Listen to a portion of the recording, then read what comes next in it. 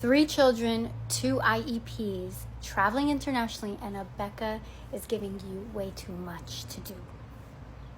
I hear you and I have answers. Let's break this down. Since you have been homeschooling, I am assuming that you are very familiar with these, but for those of you who are not, your Colorado law states that you have to file a notice of intent with the school district and be homeschooling. You're required to teach the core subjects for at least 172 days out of the entire year. That, my friends, is very doable, especially when we're talking about life abroad, because that's education. Now, about the IEPs, and here's what you need to know.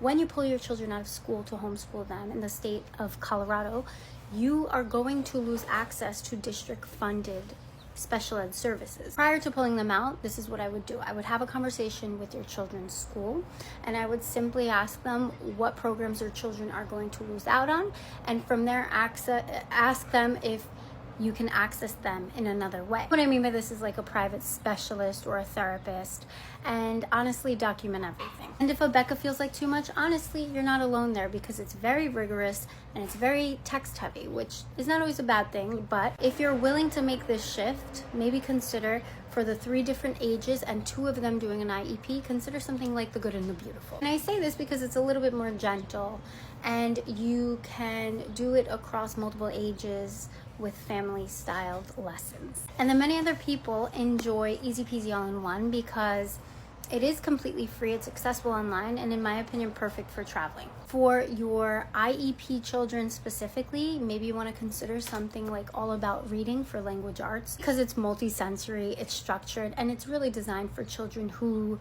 learn differently. Travel tip: many states accept a portfolio of work as your annual evaluation. So I would suggest just keeping a journal of any projects, photos, activities, things you work on while traveling, and this is your homeschool record.